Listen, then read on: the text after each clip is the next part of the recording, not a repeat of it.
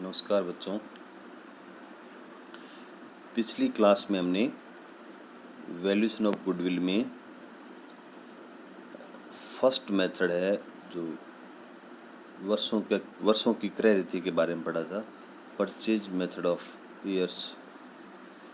आज हम valuation of goodwill में सेकंड और थर्ड मेथड। सेकंड मेथड हमारी है पूंजीकरण विधि यानी कैपिटलाइजेशन मेथड। इस मेथड में लाभों का पूंजीकृत मूल्य ज्ञात किया जाता है, कैपिटलाइज वैल्यू ऑफ प्रॉफिट ज्ञात किया जाता है।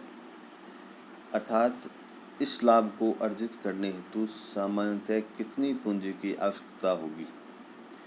ख्याति के मूल्यांकन हेतु भविष्य में आशातीत लाभ यानी फ्यूचर मेंटेनेबल प्रॉफिट, जो हमने पिछली क्लास में निकालना सीखा था, व्याधि लाभ सुपर प्रॉफिट में से किसी को भी आधार बनाकर हम गुडविल का वैल्यूएशन कर सकते हैं। फर्स्ट ख्याति के मूल्यांकन हेतु चरण यानी इस मेथड के अंदर जो स्टेप है हमारा, जो फर्स्ट भविष्य में कायम रहने योग्य लाभ का पूंजीगत मूल्य यानी जो फ्यूचर मेंटेन प्रॉफिट है उसको अगर हम लें और उसके आधार पर हम गुडविल निकालें तो उसके लिए सबसे पहले हम करेंगे व्यवसाय के व्यापारिक औसत लाभ या भविष्य में कायम रहने योग्य लाभ निकाल लेंगे, क्योंकि इन दोनों में से किसी से भी, क्योंकि पहले एवरेज निकालना ज़रूरी है। एवरेज के बाद अगर उसमें एडजस्टमेंट है तो भविष्य में कायम रहने योग्य लाभ निकल जाएंगे। सेकंड है सामान्य प्रत्याय की दर से लाभों का पूंजीगत मूल्य ज्ञात करना। नॉर्मल रेट ऑफ रिटर्न से जो हमने जो रेट दी हुई है उसके आधार पर लाभों का पूंजीगत मूल्य निकालेंगे। थर्ड है व्यवसाय की सामान्य विनियोजित पूंजी जो कैपिटलाइज्ड वैल्यू ऑफ प्रॉफिट है,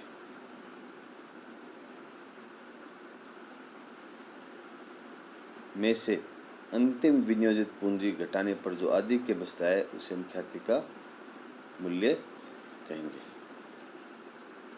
सेकंड, लाभों की पूंजीकरण विधि। इस विधि में सुपर प्रॉफिट का प्रत्याय की दर से ज्ञात किया गया पूंजीगत मूल्य ही ख्याति का मूल्य होता है। जो सुपर प्रॉफिट है उसको हम नॉर्मल रेट ऑफ रिटर्न के आधार पर कैपिटलाइज कर देंगे, तो जो वैल्यू आएगी वो गुडविल ही आएगी, इसमें और कोई एडजस्टमेंट नहीं होगा। हम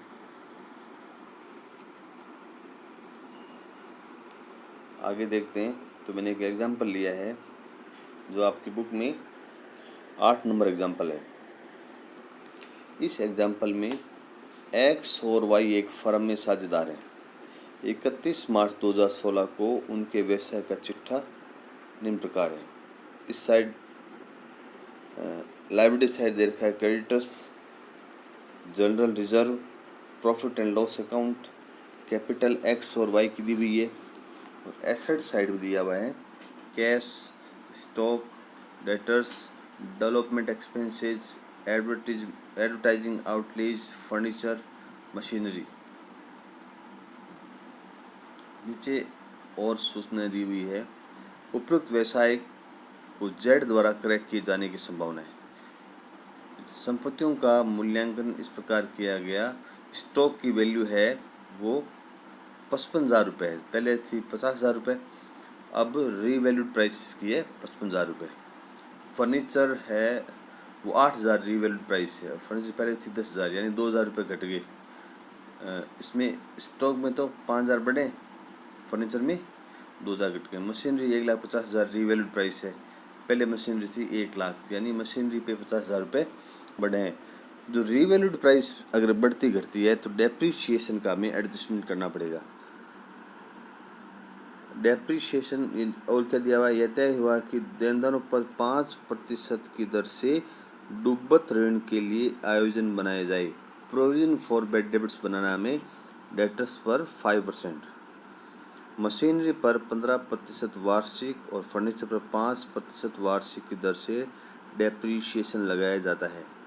तो ये रेट हमें डेप्रीशिएशन निकालने का काम आएगी, क्योंकि अगर रिवैल्यूड प्राइस बढ़ी है तो एक्स्ट्रा डेप्रीशिएशन लगेगा, और कम हुई है तो डेप्रीशिएशन में बचत होगी। इसका भी हमें एडजस्टमेंट करना पड़ेगा। अब व्यवसाय के गत 5 वर्षों के लाभ इस प्रकार थे। 2011-12 में है 60,000, 12-13 में 50,000, 13-14 में 30,000, 14-15 में 40,000 और 15-16 में 64,000 रुपये। औसत विनियोजित पूंजी पर लाभ की सामान्य दर 15% वार्षिक है। एवरेज कैपिटल एम्प्लॉयड पर जो नॉर्मल रेट ऑफ रिटर्न है वो 15% दी हुई है। आयकर का ध्यान नहीं रखना है, आपको इनकम टैक्स का ध्यान नहीं रखना है। पूंजीकरण के 2 वैकल्पिक तरीकों को अपनाते हुए ख्याति के मूल्य का परिकलन कीजिए। तो आपको निकालना है। तो फर्स्ट स्टेप हमारा क्या होगा, व्यवसाय के गत 5 पहले हम निकालेंगे calculation of future maintainable profit, भविष्य में कायम रहने योग्य लाभ। तो व्यवसाय के गत 5 वर्षों के लाभ, जैसे 11-12 में 60,000 है, 12-13 में 50,000 है और 13-14 में 30,000 है, 14-15 में 40,000 है और 15-16 में 64,000 रुपये। तो हम देखेंगे 60,000 ले लिया पहले साल का, फिर 50,000, 30,000, 40,000।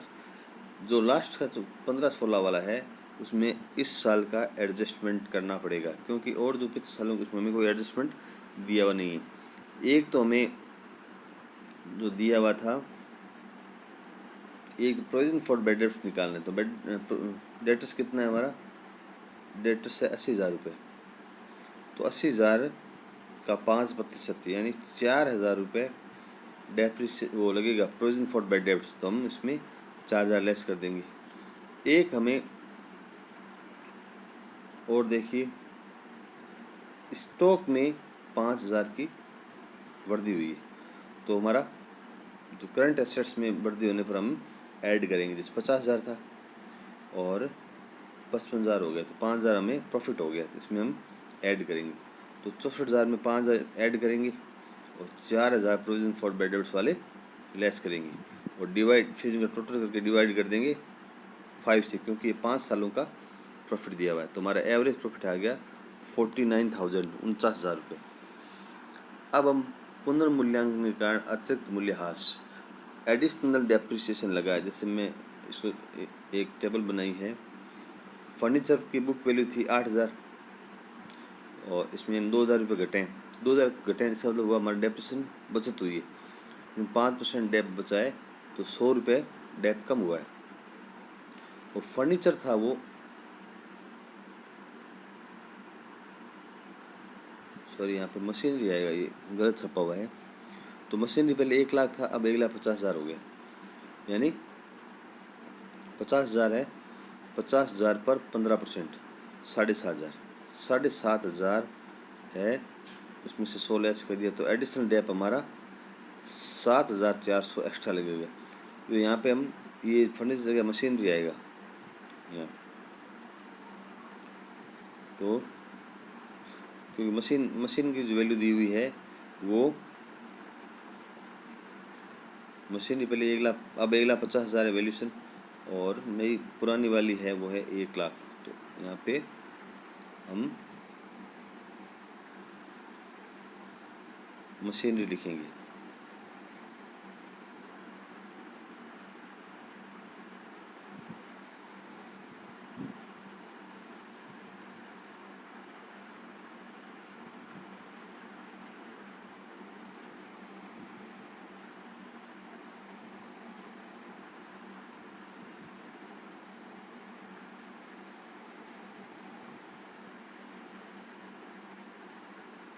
यहाँ पे मशीन लिखेंगे,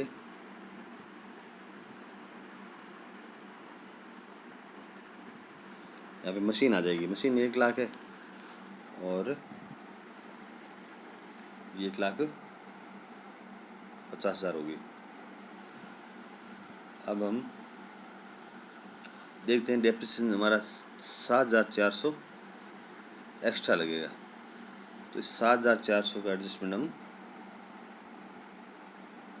इसमें करेंगे, तो हमारा डेप्रिसिएशन है वो 7,400 में लेस कर दिया। तो हमारा भविष्य में कायम रहने योग्य लाभ यानी प्रॉफिट हमारा कौन सा है, फ्यूचर मेंटेनेबल प्रॉफिट, ये निकालें। तो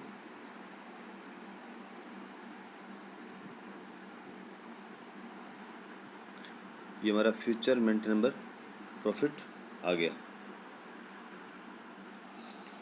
अब हम निकालते हैं calculation of average capital employed. Average capital employed निकालते समय हम लेंगे एसेट्स, उसमें से लेस करेंगे। एसेट्स में जो फिक्टिटियस एसेट्स है वो नहीं आएगी। तो पहले मैंने कैश ले लिया, स्टॉक ले लिया। डेटर्स में 80,000 थे, उसमें 4,000 प्रोविजन फॉर डेट कटा के ले लिया, 76,000 आ गया। फर्नीचर रीवैल्यूड प्राइस पे लेंगे 8,000 रुपये, और मशीनरी भी रीवैल्यूड प्राइस पे लेंगे 1,50,000, तो इसका 2,99,000 रुपये।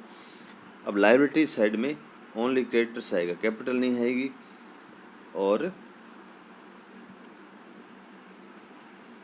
क्योंकि बाकी इसमें दिया हुआ नहीं है, तो जनरल रीजनल सरप्लस नहीं आएंगे और कैपिटल नहीं आएगी, तो खाली क्रेडिटर्स आउटसाइड लायबिलिटी में क्रेडिटर्स एक ही बची है, तो हम क्रेडिटर्स लेस कर देंगे। तो हमारा कैपिटल एम्प्लॉयड आ जाएगा क्लोजिंग 2,65,000 रुपये क्लोजिंग कैपिटल एम्प्लॉयड है। उसके बाद हम लेस करेंगे 1/2 ऑफ करंट ईयर प्रॉफिट। तो करंट ईयर प्रॉफिट हमारा 64,000 था, उसमें 5,000 का एडजस्टमेंट स्टॉक वाला, 4,000 का adjustment provision for bad debts वाला करने के बाद 65,000 बचेंगे। 65,000 का आधा कर देंगे तो 32,500 रुपये इसमें लेस करेंगे, तो 2,32,500 रुपये हमारा एवरेज कैपिटल एम्प्लॉयड आ जाएगा। और डेवलपमेंट एक्सपेंसेस और एडवर्टाइजिंग आउटलेज है वो कृत्रिम संपत्तियाँ हैं, फिक्टिटिव एसेट्स हैं, तो इनको हम इसमें ऐड नहीं करेंगे। फिर व्यवसाय के भविष्य में कायम रहने योग्य लाभ व औसत विनियोजित पूंजी ज्ञात करने के बाद पूंजीगत विधि से ख्याति का मूल्य निम्न प्रकार से ज्ञात किया गया है। तो फर्स्ट हम लेते हैं फ्यूचर मेंटेनेबल प्रॉफिट। तो हमारा प्रॉफिट कितना था, ये प्रॉफिट निकाला हमने 41,600 रुपये। इस 41,600 को हम कैपिटलाइज करेंगे NRR रेट से, नॉर्मल रेट ऑफ रिटर्न से, अपॉन 15 × 100 करेंगे तो 2,77,333 रुपये आ जाएंगे। और चालू वर्ष के अंत में व्यवसाय की विनियोजित पूंजी हमने अभी निकाली थी 2,65,000 रुपये, ये लेस कर देंगे तो हमारा ख्याति का मूल्य 12,333 रुपये आ जाएगा। फिर हम सेकंड मेथड काम में लेते हैं अधिलाभ की पूंजीकरण विधि। सुपर प्रॉफिट के आधार पर हम निकालते हैं गुडविल। तो व्यवसाय में औसत विनियोजित पूंजी हमारी 2,32,500 है, तो औसत विनियोजित पूंजी पर सामान्य लाभ हमारा 2,32,500 15% है, तो 34,875 रुपये आ जाएंगे।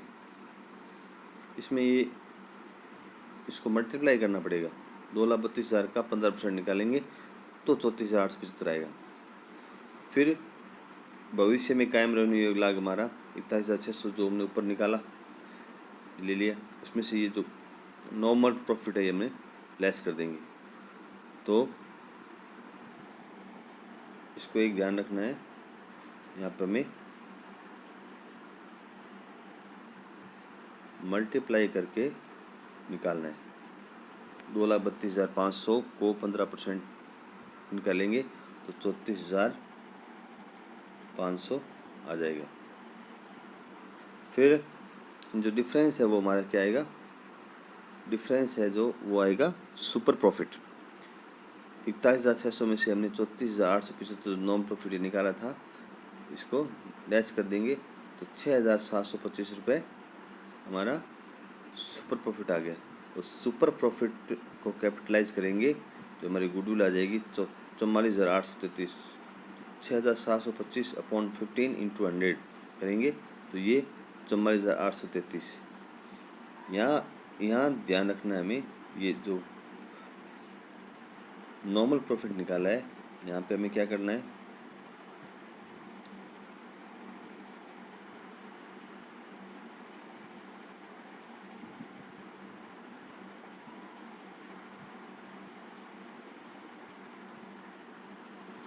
यहाँ में 2,32,500 इंटू 15% करेंगे तो हमारा 34,875 आएगा। उसमें से हम लेस कर देंगे